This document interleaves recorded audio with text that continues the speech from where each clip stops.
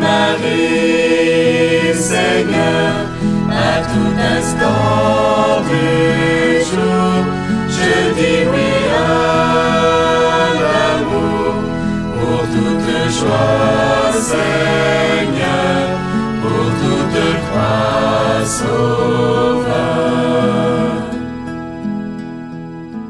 Bonjour, chers choisis de Jésus. Aujourd'hui, pour nous aider à bien saisir la pensée de ce jour, j'ai l'intention de commencer par la prière que je faisais à ce moment-là, le 24 novembre 1996. Nous étions à la tête du Christ roi et je dis, vous êtes le vrai roi du ciel et de la terre. J'ai hâte que votre royauté éclate sur cette terre. Je pense que nous sommes de plus en plus nombreux à désirer la royauté de Dieu sur cette terre. Il nous a promis son retour dans la gloire et nous sommes de plus en plus nombreux à désirer que cela se réalise. Je sais qu'elle débute dans les cœurs. Ça, c'est la bonne nouvelle. Alors que nous l'attendons de l'extérieur, mais lui, il vient déjà dans nos cœurs. Je veux qu'elle soit entière dans le mien, même si j'en suis totalement indigne. Je compte uniquement sur votre grande miséricorde. Je vous redonne mon grand oui, avec tous les petits oui, pour les moindres détails. Je vous prie pour qu'aujourd'hui même éclate une multitude de oui dans les cœurs, afin que vous puissiez y établir votre royauté. À jamais. Je vous aime, votre tout petit. Et je pense qu'ensemble, c'est encore la prière que nous devons faire, que nous devons refaire continuellement, que les oui éclatent partout à travers le monde, afin que la royauté de Dieu va se faire. Et sa royauté, elle s'établit d'abord dans les cœurs. Et dans la pensée de ce jour, c'est qu'il dit, « Mon enfant, regarde-moi agir. Accueille ce que je te permets de vivre pour ta purification. Demeure dans ta chambre intérieure, comme le demande ma très sainte mère. Deviens un être de prière, de louange, d'action de grâce, surtout d'amour. Mon tout petit, je t'aime. » Ça, c'est extrait du volume 1, message numéro 13. Alors, je le reprends pour qu'on puisse l'approfondir, parce qu'il faut le regarder avec les yeux de la foi pour bien saisir la richesse de ce message-là. D'abord, quand il dit « Regarde-moi agir », Dieu agit continuellement. Il agit en nous, il agit autour de nous, il agit à travers nous. Malheureusement, souvent, on ne le voit pas. On regarde ce que nous faisons, ou ce que les autres font, mais on oublie de voir l'agir de Dieu. Alors, ça demande d'abord certain geste de foi. Et je dirais que plus nous prions, plus nous nous approchons du Seigneur, plus nos yeux de la foi s'ouvrent, plus on peut le voir agir, plus on peut demeurer dans l'action de grâce, dans la louange de qu'est-ce qui se passe.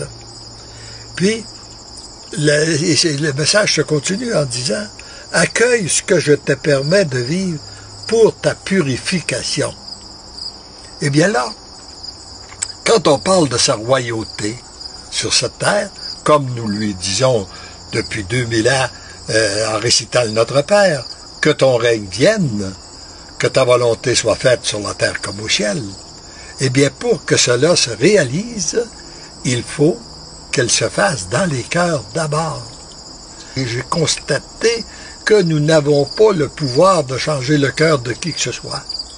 Nous ne sommes même pas capables de changer le nôtre. Mais nous pouvons lui donner la liberté de le changer. Parce que nous savons que nous avons tous besoin de purification. Et le monde dans lequel nous vivons aussi, il est facile de constater qu'on a tous besoin de purification. Et regardons ce qui se passe à l'heure actuelle à travers le monde et qu'est-ce qui s'est passé dans notre histoire sainte. À chaque fois que les gens s'éloignaient de Dieu, qu'ils faisaient ce qui déplaît à Dieu, eh bien, ils entraient dans un monde de souffrance, de purification. Puis quand ils avaient assez souffert, ils retournaient vers Dieu.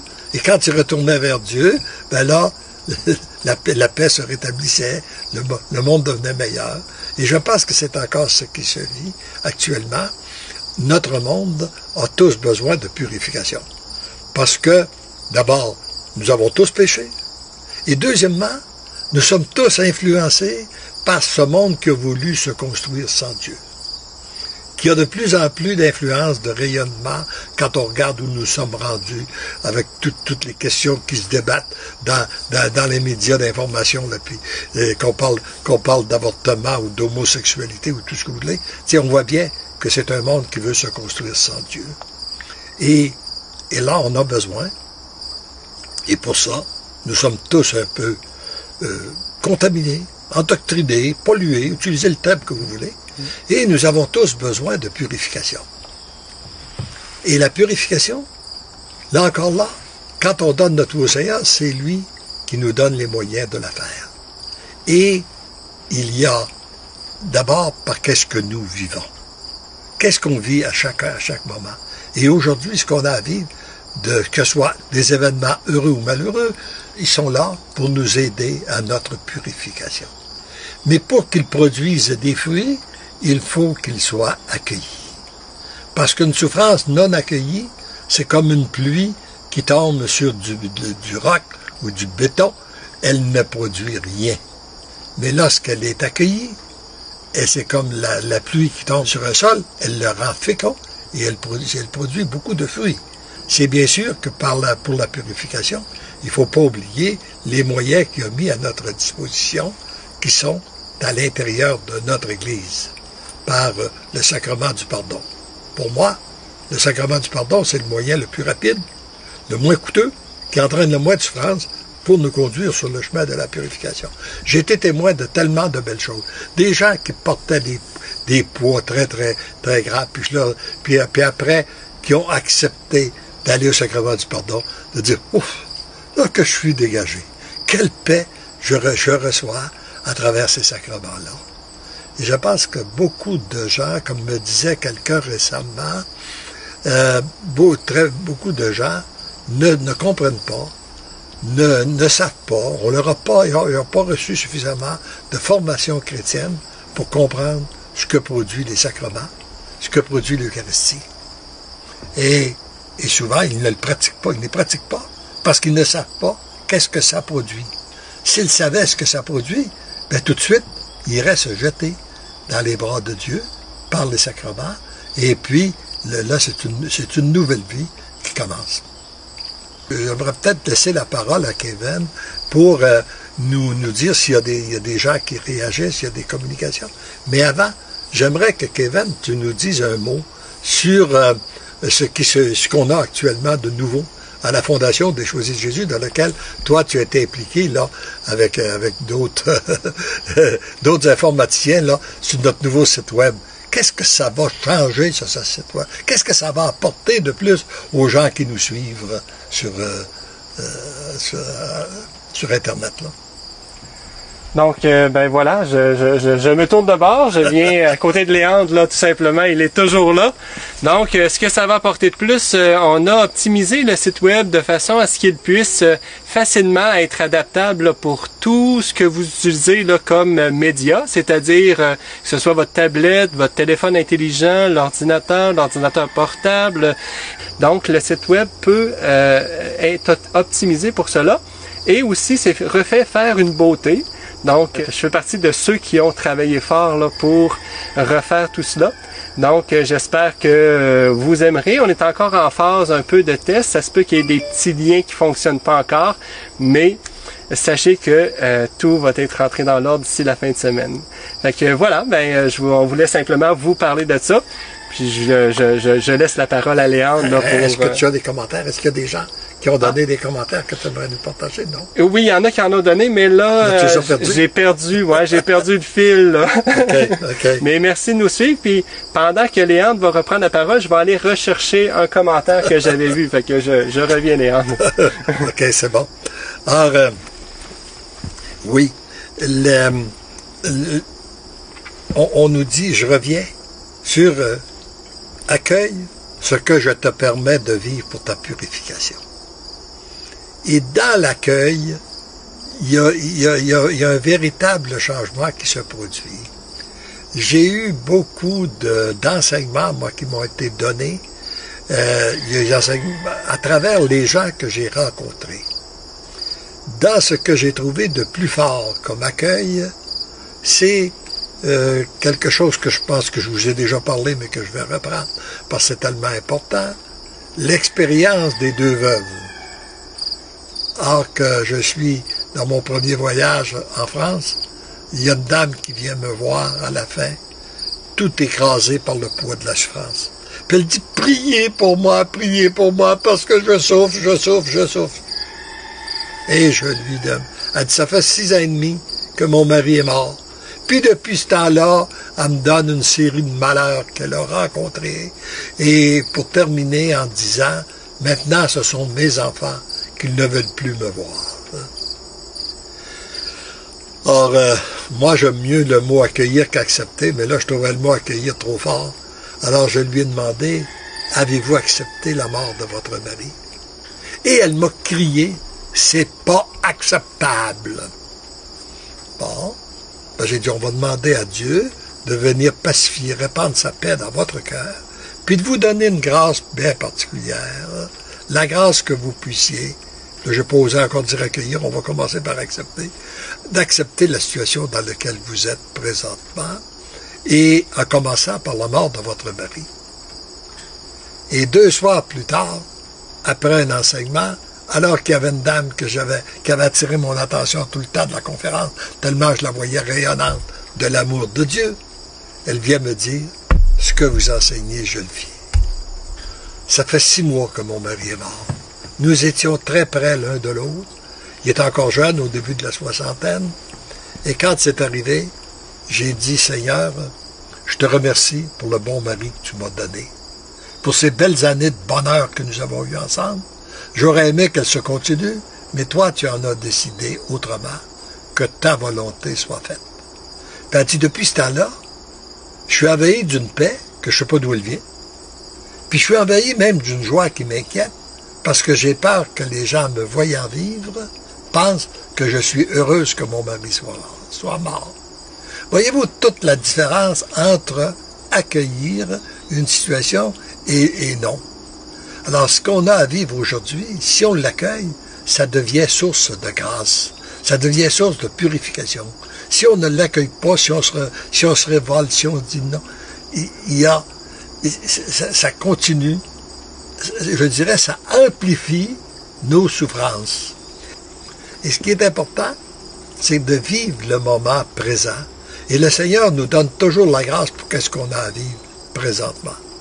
Mais nous, souvent, on n'est pas dans le moment présent parce qu'on est dans le passé, en se culpabilisant de notre passé, puis on est dans le futur en s'inquiétant. Alors, on n'est pas dans le moment présent. Et c'est là que notre foi nous conduit dans la miséricorde de Dieu, dans le cœur de miséricorde. Et lorsqu'on sait qu'on a été pardonné par lui, on n'a pas à se culpabiliser pour le passé. C'est pardonné. Puis, si on met notre foi en Dieu, on n'a pas à s'inquiéter non plus, parce que notre Dieu est un Dieu d'amour. Ce qui va nous permettre de vivre, c'est pour notre plus grand bien. Ce qu'on a à vivre aussi. Mais commençons par accueillir ce que nous avons à vivre aujourd'hui même. Oui, peut-être as-tu un commentaire que tu vas nous partager? J'ai quelques commentaires. Je veux dire bonjour à tous ceux qui nous saluent. Il y en a qui sont de la Belgique, il y en a qui sont de l'Europe, il y en a qui sont de l'Afrique aussi. Donc, je vous dis tous bonjour. Et j'ai ici un petit commentaire que j'avais perdu, que j'ai retrouvé. Il y a Marie-Lou qui nous dit « C'est par la souffrance que je l'ai rencontré. Prends mon cœur, je l'ai gardé pour toi, mon Dieu. Oui, une grande paix et bénédiction. » Et puis j'ai aussi Donc, c'est bien vrai. Nous nous inquiétons tant du futur. Nanier qui nous dissocie de vie. Voilà. Donc, et j'aimerais revenir, c'est que là, ce qu'elle dit, c'est dans la souffrance que je l'ai rencontré. C'est vrai. Beaucoup de gens rencontrent Dieu dans la souffrance. Mais il y a des gens aussi qui croient qu'il faut absolument passer par la souffrance pour rencontrer Dieu. Moi, je dois vous dire que c'est pas ma croyance. Moi, je dirais que ce que la souffrance fait, c'est qu'elle ouvre notre cœur pour nous permettre de donner notre oui au Seigneur. Et là, c'est là qu'on le rencontre. Alors, on n'a pas besoin, on n'a pas besoin d'attendre la souffrance pour donner notre oui. C'est l'ouverture de notre cœur qui nous permet de le rencontrer. Alors que ce soit dans les moments de joie, de peine, ça peut être, et plus on peut le rencontrer, et c'est ça finalement qui produit le grand changement en nous. Changement auquel nous aspirons tous et qui permet de construire un monde meilleur. Puis là, avec le temps, comme l'est dit dans la pensée du jour, on peut le regarder agir. Puis apprendre à discerner. Demandons la grâce. Il y a une grâce qu'il faut demander régulièrement, c'est le discernement pour savoir ce que je peux changer et qu'est-ce que je ne peux pas changer. Beaucoup de souffrances, on les porte à cause des choses qu'on ne peut pas changer. Hein? Par exemple, ce que serait le tempérament des autres, le comportement des autres, etc., etc.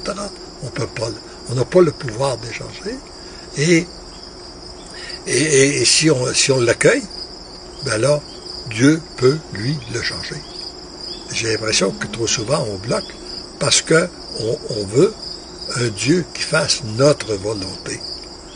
Et ce qu'on a à apprendre, c'est que nous puissions accueillir la volonté de Dieu qui passe à travers nous. Alors, je ne sais pas, y a d'autres commentaires? Donc, j'ai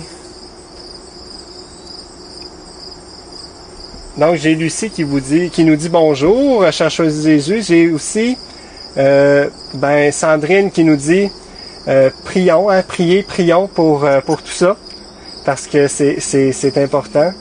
Puis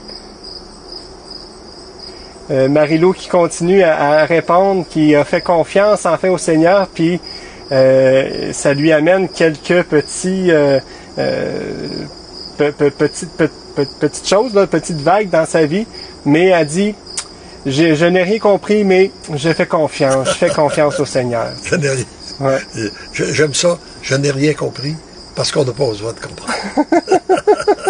Il m'a dit à un moment donné, m'a inspiré d'écrire, t'es trop petit pour comprendre le plan de Dieu. Hein? De la même chose qu'on ne peut pas comprendre. Il y a des choses qu'il faut, au niveau de la foi, il y a des choses qu'il faut accueillir. Comme, si on regarde par exemple, on ne peut pas, avec notre raison, on ne peut pas comprendre ce qu'est l'infini.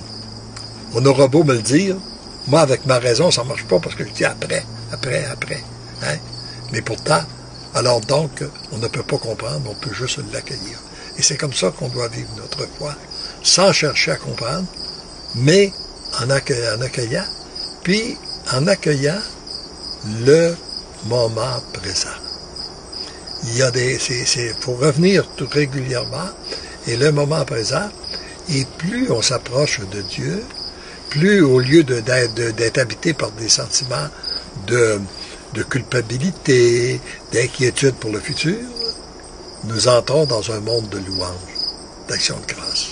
Puis plus on loue le Seigneur, moi je dirais, c'est comme, plus, je dirais, on envoie des grâces au ciel qui retombent sur nous, qui retombent sur les gens autour de nous. La louange est d'une puissance extraordinaire pour la purification de la terre. Plus on va être nombreux à entrer dans la louange, plus on va distribuer des grâces. Trop souvent, on est trop axé sur qu'est-ce qui va mal, tout l'agir de Satan. Puis, à ce moment-là, c'est que plus on en parle, j'ai l'impression que ça ne change rien. On n'améliore pas, au contraire, on s'attriste.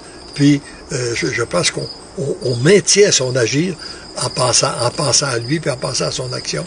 Tandis que quand on pense à Dieu, que notre pensée est toujours tournée vers Dieu, là, on favorise son agir sur la terre.